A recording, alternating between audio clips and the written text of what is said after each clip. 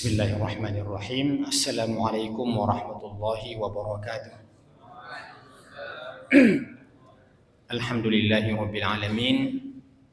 Wassalatu wassalamu ala asyrafil anbiya'i wal mursalin nabiyina Muhammadin wa ala alihi wa sahbihi ajma'in.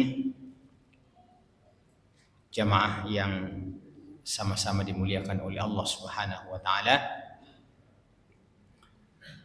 Baiklah, kita kembali melanjutkan kajian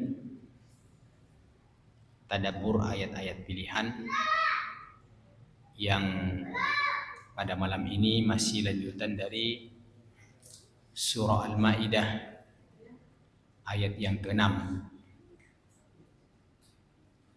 Ada yang bisa ingatkan pelajaran keberapa malam ini? Atau yang lalu pelajaran keberapa? 12. Pelajaran ke-12 yang lalu ya? 12. Oke. Ya? 14 sekarang? Oh ya.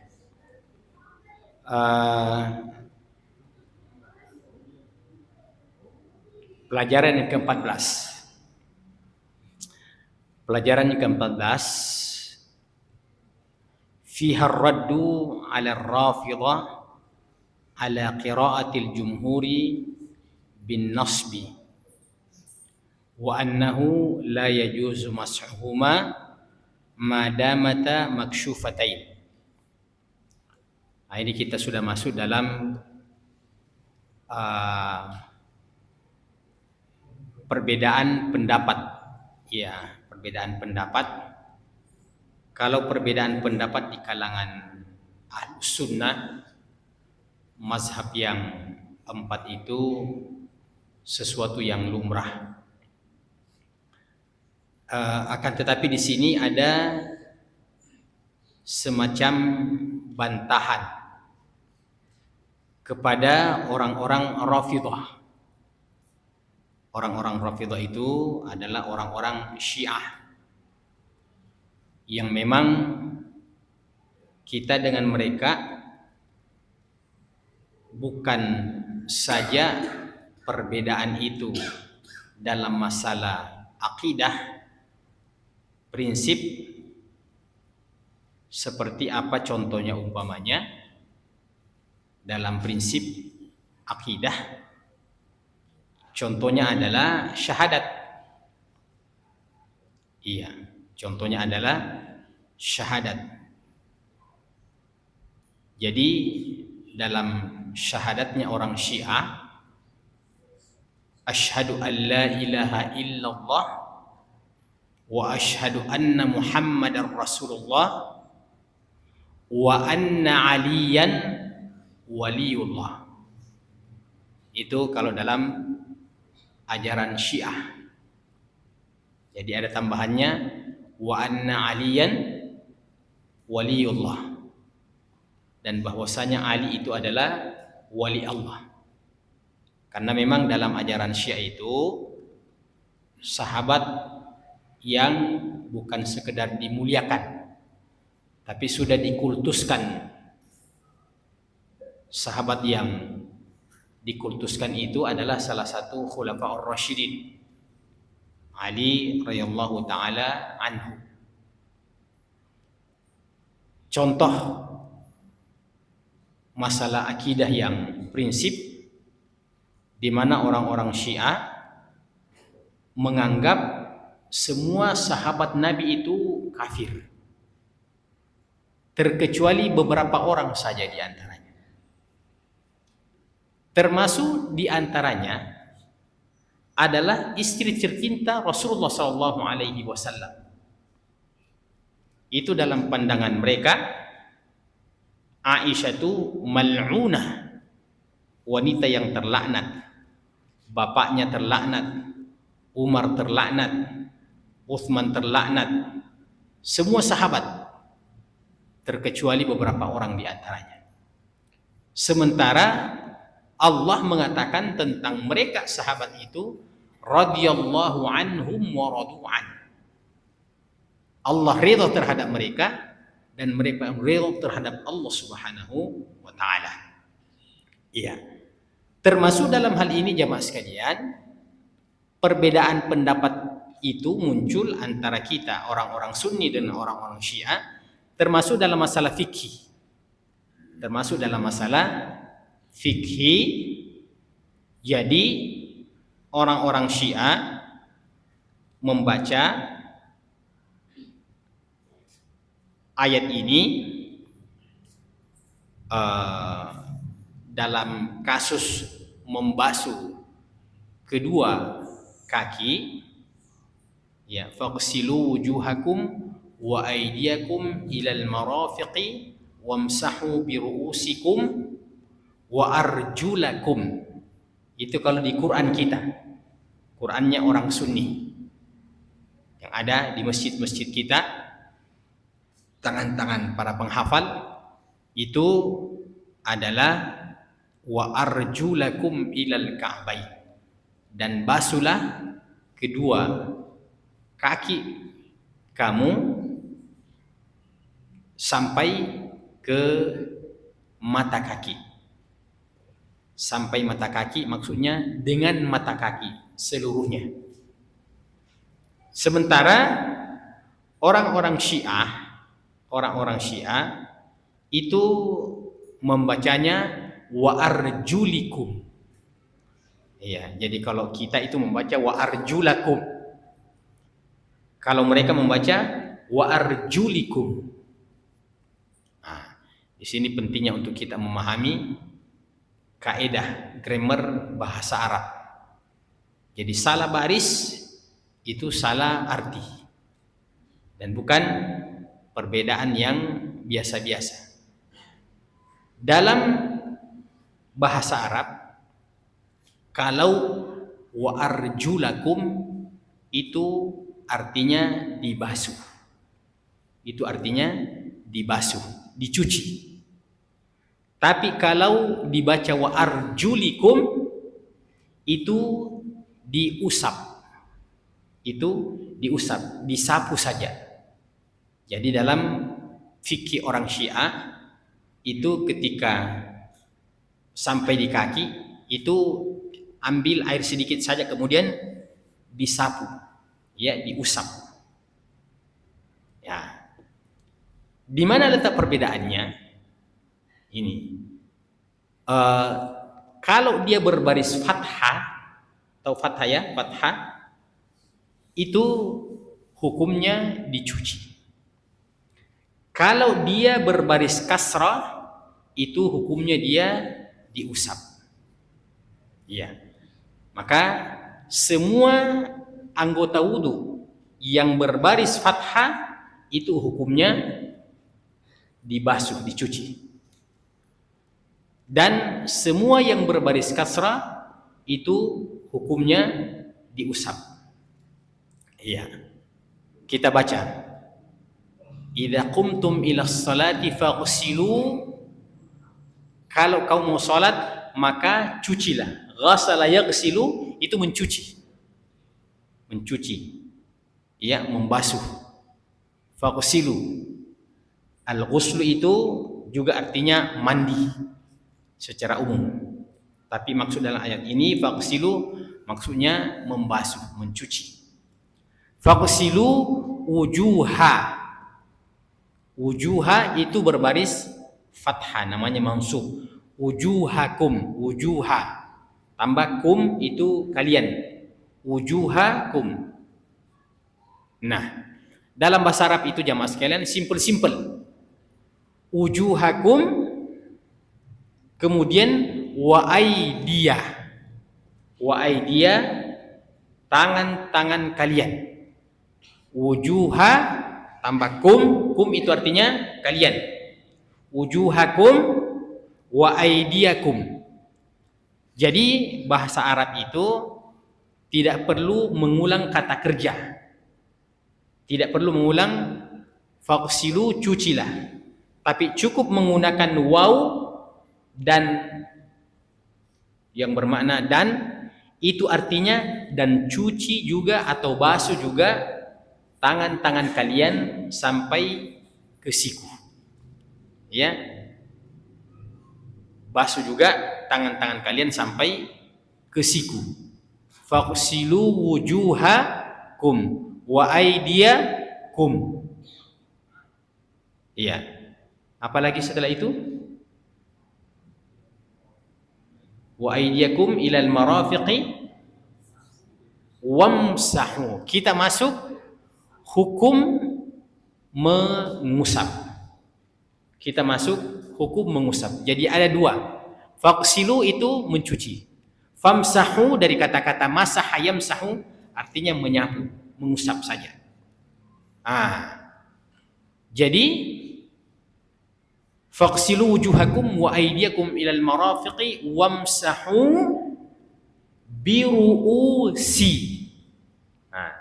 Ingat tadi, kalau dia kasrah berarti diusap, disapu. Wamsahu biru'usikum. Dan sapulah, usaplah kepala kalian. Berarti hukumnya mengusap. Wamsahu biru'usikum. Ya, setelah disapu kepala, ya, masuk telinga. Terus apa setelah itu? Yang terakhir adalah kaki. Yang terakhir adalah kaki. Wa arjulakum. Wa arjulakum. Jadi itu dibaca fathah, wa arjulakum. Wa arjulakum itu sebenarnya dia mengikut wujuhakum,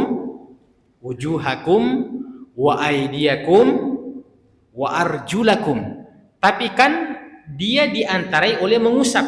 Dan sebentar ada pelajarannya bahwa ini menunjukkan bahwa wudu itu harus tertib. Ya. Tertib maksudnya berurutan. Ya. Maksudnya berurutan. Jadi setelah biru'usikum itu mengusap, kembali wa arjulakum. Berarti kalau demikian karena barisnya fathah, maka kaki itu hukumnya dicuci. Kalau orang Syiah dia baca wa arjulikum. Dia baca wa arjulikum. Dia mengikut dari biru'usikum. Kemudian wa arjulikum. Nah itu. Jadi kapan dibaca wa arjulakum itu artinya dicuci. Kapan dibaca wa arjulikum itu diusap. Nah, tapi nanti ada juga wa arjulikum itu orang Sunni pakai dalam konteks yang lain. Ya, ini agak sedikit, makanya saya pelan-pelan. Iya. Oke. Jadi ada semacam bantahan terhadap orang-orang Syiah yang membaca wa arjulikum karena mereka dalam fikih mereka menganggap berkaitan dengan kaki itu diusap saja. Sementara orang Sunni, jumhurul ulama itu dengan mencucinya atau membasuhnya dengan cara difathahkan itu wa arjulakum. Kira-kira nyambung sampai sini? Ya? Bukan sekedar jelas ya, jelas sekali ya.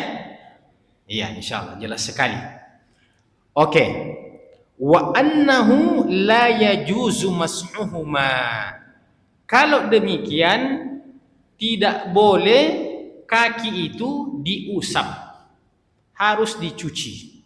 Kalau mencuci tidak ada bahagian yang tersisa terkecuali dilewati air.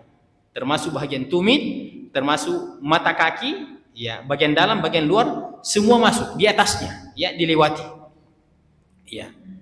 Jadi dikatakan di sini tidak boleh diusap dalam keadaan kedua kaki itu terbuka. Dalam keadaan kedua kaki itu terbuka.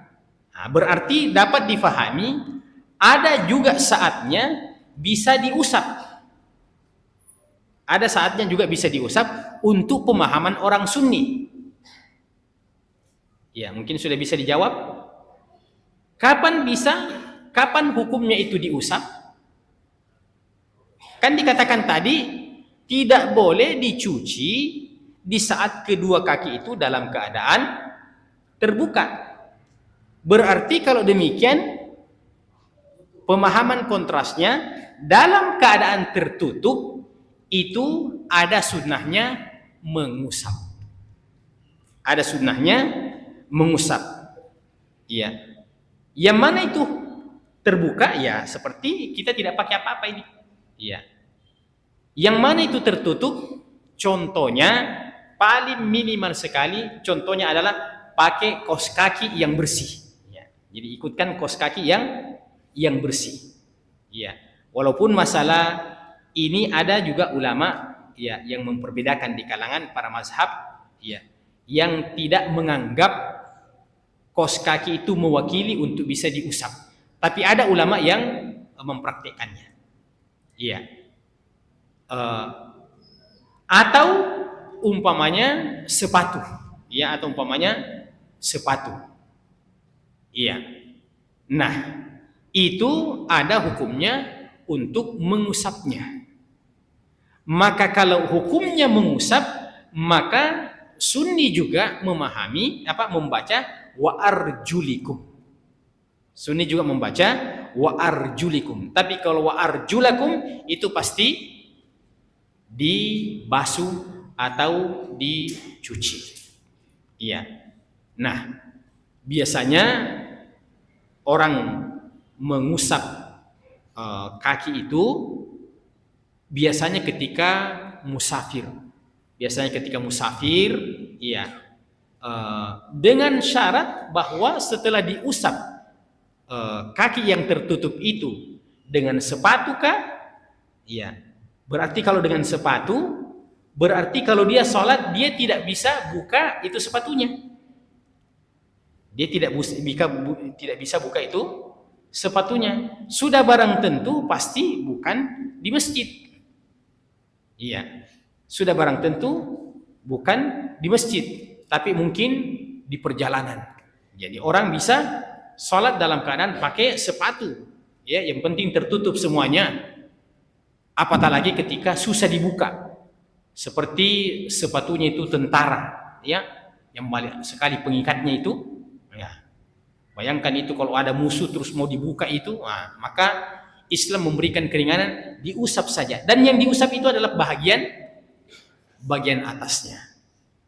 Ada riwayat dari Aisyah dari Ali radhiyallahu taala anhu, beliau mengatakan, andaikan agama ini harus selalu menggunakan logika. Bukan berarti agama ini tidak menggunakan logika, tapi tidak selamanya. Tidak selamanya. Andaikan agama ini selamanya mutlak selalu menggunakan logika ketika kita beragama, maka yang pantas untuk diusap itu dalam hukum mengusap adalah pada bahagian bawah. Karena itu yang menyentuh tanah, yang bisa menginjak najis. Tapi tetap hukumnya yang diusap itu adalah pada bahagian atas. Ya. Lau kana ad-dinu bir-ra'yi lakana aula bil mashi asfalal ka'bayn. Kata Ali radhiyallahu taala anhu. Iya. Oke, kemudian pelajaran yang ke-15. Fihi al-isyaratu ila mashil khuffaini ala qira'atil jarri fi wa arjulikum. Sebenarnya kita sudah bahas tadi, tapi kita masukkan poin pelajaran yang ke-15. Iya. Dalam ayat ini ada isyarat tentang bolehnya mengusap dua khuf, kaki yang tertutup dengan alas kaki sempurna, kalau itu dibaca wa arjulikum. Wa arjulikum. Wa takunu kullu min qira'atain mahmulatan ala ma'nan. Sehingga wa arjulakum dan wa arjulikum Itu tergantung situasi dan kondisi. Kalau orang mencuci berarti wa arjulakum. Kalau mengusap berarti wa arjulikum, tapi dengan syarat harus tertutup. Kalau orang mengusap alas kakinya itu yang tertutup itu, kemudian di saat mau sholat dia buka itu, maka batal wudunya. Batal wudunya. Paling minimal umpamanya ia pakai kaos kaki. Bagi yang memandang bahwa kaos kaki itu bisa dikiaskan kepada khuf, ya, yang berupa kulit, ya, berupa kulit. Nah, maka kalau pakai kaos kaki pada bagian atasnya saja diusap, ya, baru masuk masjid itu jangan dibuka kaos kakinya, ya, jangan dibuka kaos kakinya karena itu merupakan keringanan. Iya. Wa ala qiraatil jarri fiha mashuma idza kanata masturatain. Jadi kalau dibaca wa arjulakum, syaratnya kaki harus terbuka. Kalau wa arjulikum, syaratnya kaki harus tertutup, ya, harus tertutup sampai ke mata kaki, sampai ke mata kaki. Nah, perlu saya jelaskan lagi karena ternyata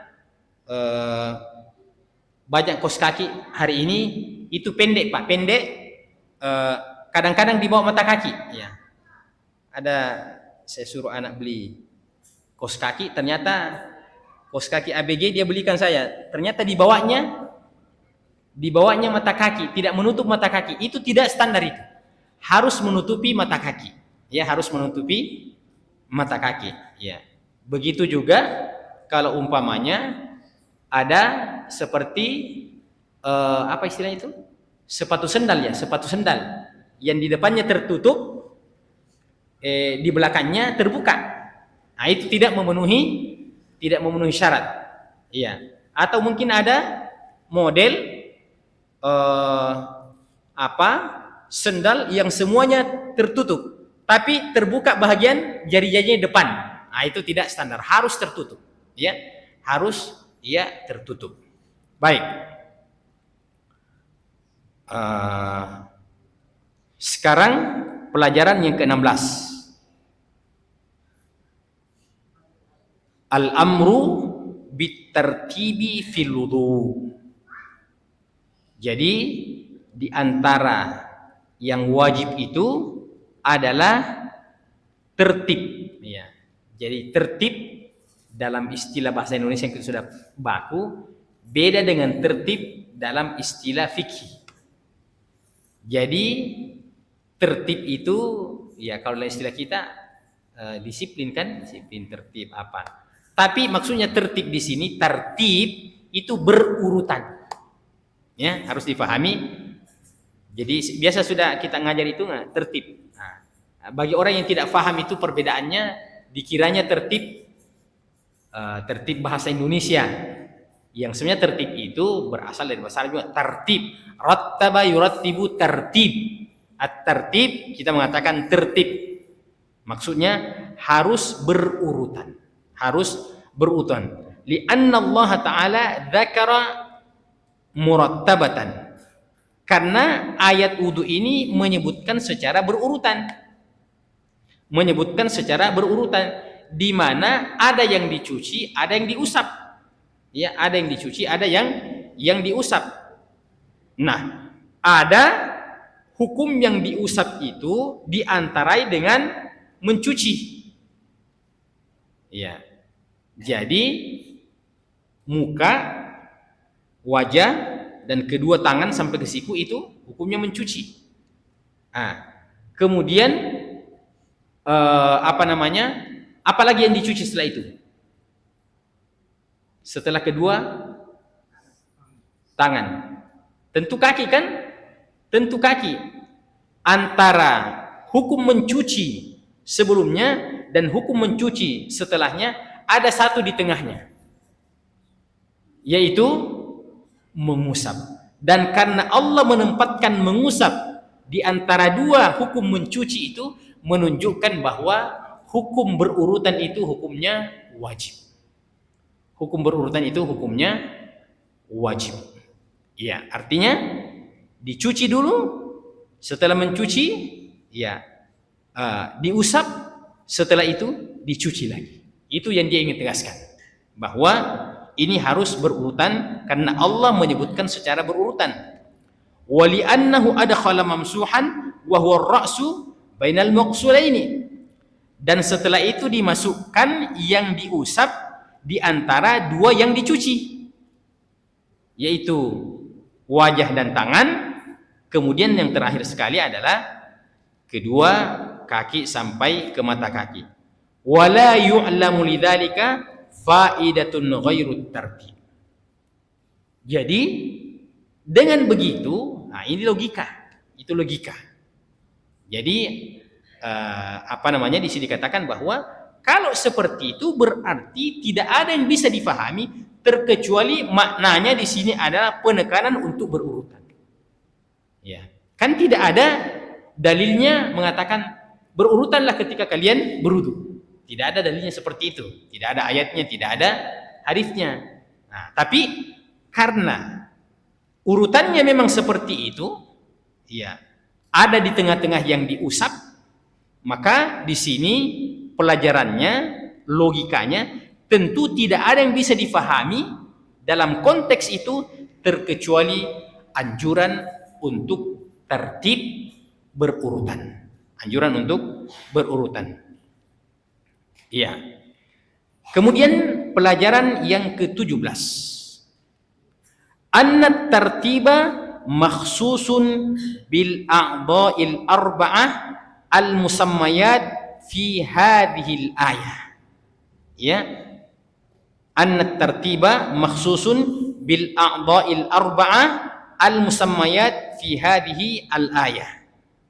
Ya. Bahwa yang wajib untuk berurutan itu yaitu anggota wudu yang 4 yang disebutkan dalam ayat ini. Karena ada yang tidak disebutkan secara tersurat. Ya. Kita ulang, mana yang wajib berurutan itu? Yang 4 itu pertama faghsilu wujuhakum, muka.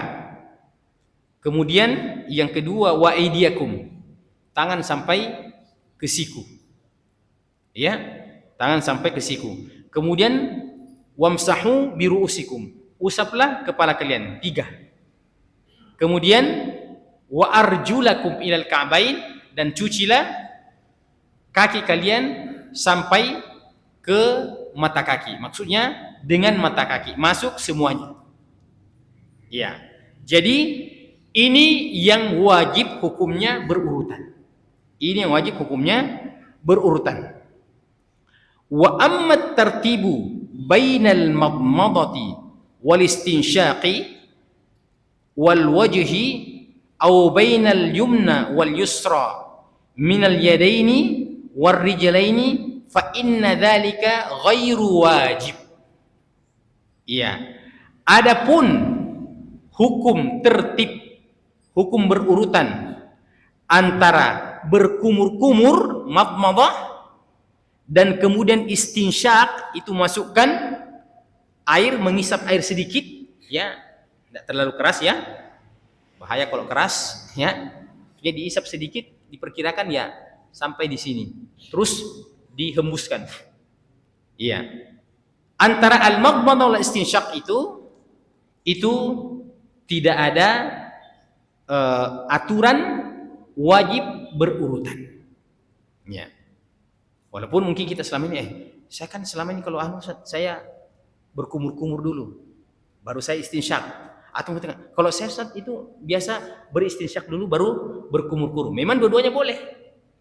Ya, memulai dari beristinsyak dulu 3 kali, kemudian berkumur-kumur, atau kita mulai berkumur-kumur dulu, kemudian beristinsyak. Itu tidak diatur. Karenanya kita tidak boleh mengingkari kalau ada orang yang berbeda dengan apa yang kita amalkan. Saya selama ini dengan berkumur-kumur dulu, baru beristinsyak. Kenapa dia beristinsyak dulu? Atau sebaliknya, selama ini kita beristinsyak dulu, baru berkumur-kumur. Kenapa dia berkumur-kumur dulu? Fihi sa'ah. Ya, dalam hal ini ada keluasan, boleh kita ya berbeda. Iya. Kemudian di antaranya lagi adalah anggota wudu yang berpasangan. Anggota wudu yang berpasangan. Seperti umpamanya kita punya dua tangan. Ada tangan kanan, ada tangan kiri. Ada kaki, ya, kaki kanan, kaki kiri. Ya. Bagaimana hukumnya itu? Berurutan. Ya. Dan di sini dikatakan, ini hukum asalnya ya, hukum asalnya. Hukum asalnya itu tidak wajib. Tidak wajib, ya. Harus kanan dulu baru kiri. Ya. Tidak wajib, harus kanan dulu baru kiri. Dalam konteks ayat ini, maksudnya ayat ini tidak memberikan isyarat bahwa harus kanan dulu baru kiri. Adapun memulai dari yang kanan kemudian kiri, itu adalah hadis lain yang menganjurkan untuk seluruh urusan-urusan yang baik, termasuk berwudu. Iya. Jadi adalah Nabi Shallallahu Alaihi Wasallam selalu memulai dari yang kanan-kanan kalau memulai sesuatu dalam hal-hal yang baik, ya, dalam hal-hal yang baik. Ketika pakai baju karena dua lengannya, maka kita mulai dengan kanan.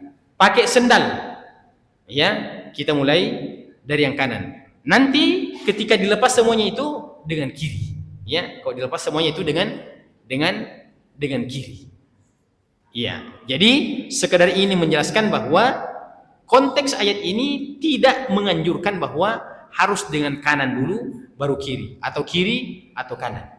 Maka andaikan ada orang yang mencuci, ya, kaki kirinya dulu kemudian kanan, ya, mungkin paling tidak kita katakan ada yang lebih afdal itu, ada hadisnya. Tapi tidak bisa kita katakan, tidak bisa sampai memarahi orang itu, apalagi mengatakan kamu itu pelaku bid'ah. Ya, hanya karena persoalan mencuci kaki kiri. Ya. Nah, begitu penjelasannya. Wa taqdimul yumna 'ala al-yusra min al-yadaini min rijlain wa taqdimu mashir ra'si 'ala mashil udhunain. Iya, itu 4 saja yang disebutkan wajib tertib, ya, yang kita sebutkan dalam ayat wudu tadi. Ya. Selanjutnya pelajaran yang ke-18. Masih banyak kayaknya ini karena 50 berapa itu? Iya, saya juga sudah lupa 50, yang punya lebih 50. 53 ya, berarti belum bagi duanya. Iya. Pelajaran yang ke-18, al-amru bitajdidil wudu' inda kulli salat litujada suratul ma'muri bihi. Pelajaran yang ke-18 adalah anjuran untuk memperbaharui wudu. Anjuran untuk memperbaharui wudu, ya, setiap mau salat. Anjuran untuk memperbaharui wudu setiap mau salat. Ya. Kalau yang batal wudunya itu memang sudah tidak perlu disebutkan. Ya. Kalau yang batal wudunya itu memang tidak perlu lagi disebutkan karena itu sebuah kemutlakan. Tapi yang dimaksudkan di sini jamaah sekalian, anjuran untuk memperbaharui wudu setiap mau salat, itu artinya bagi orang yang tidak batal wudunya. Bagi orang yang tidak batal wudunya. Iya. Tapi apa maksudnya di sini anjuran? Anjuran hukumnya mustahab. Anjuran hukumnya sunnat, bukan wajib. Ya, bukan wajib. Iya. Litujada suratul ma'muri bihi. Masya Allah. Dari mana diambil istimbatnya itu? Diambil pelajarannya bahwa di dalamnya ada isyarat. Di dalamnya ada isyarat untuk memperbaharui wudu. Padahal kan tidak ada. Nah, ini namanya analisa, ya. Ini namanya analisa. Tidak akan dalil yang menyebutkan di situ bahwa perbaharuilah wudu. Ya. Cuma kalau dikatakan idza qumtum ilas salati faghsilu wujuhakum. Ya. Jadi karena Allah mengatakan kalau kamu mendirikan salat maka basuhlah wajahmu. Maka basuhlah wajahmu. Di situ ada isyarat bahwa mengulang wudu setiap mau salat itu di dalamnya ada keutamaan. Di dalamnya ada keutamaan. Litujada suratul ma'muri bihi, agar supaya kita bisa mengadakan, mewujudkan sesuatu yang diperintahkan. Ya, jadi begini logikanya, Pak. Logikanya begini, ya, tambah. Kan Allah mengatakan apabila kamu sholat maka basuhlah mukamu. Ya kan? Sekarang kalau saya tetap ada wudu, dan di saat mau sholat tidak berwudu, sah sholat saya atau tidak? Di saat, nah ini Isya nanti, ya, Isya sampai Isya nanti ini bagian tidak batal wudunya, ya,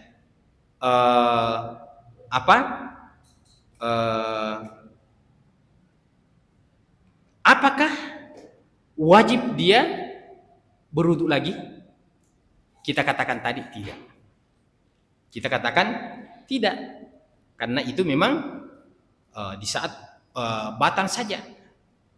Tapi kalau dikatakan apakah kita melaksanakan perintah ayat itu secara sempurna, kita katakan tidak. Karena kan ayat mengatakan kalau kamu mau sholat maka berwudulah, kan begitu. Nah, ini kita mau sholat kita tidak berwudu, berarti kita tidak melaksanakan perintah wudu. Itu logikanya, ya. Iya. Kalau kau mau sholat berwudulah.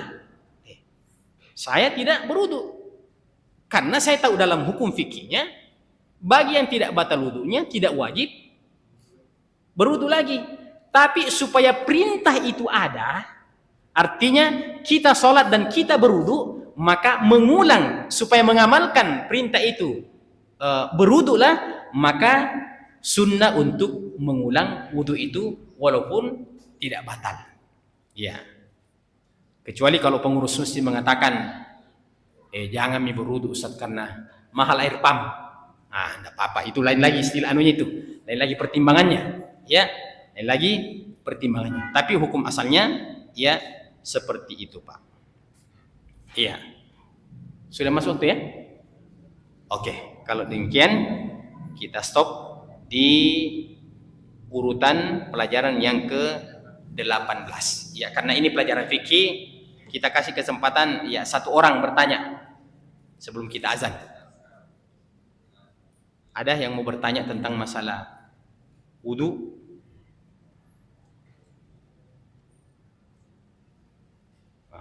Berarti alhamdulillah. Silakan Pak Rudi. Salam, diangkat-angkat suaranya.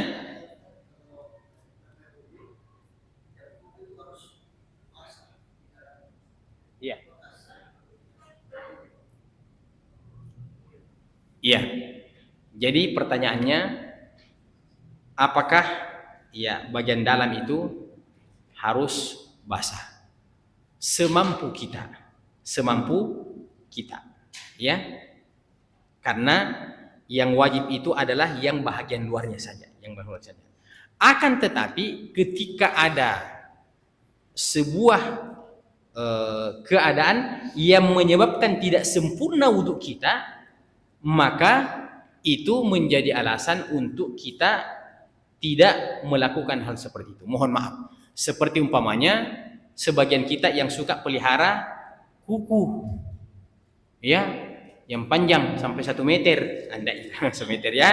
Tapi ada mentung, ya.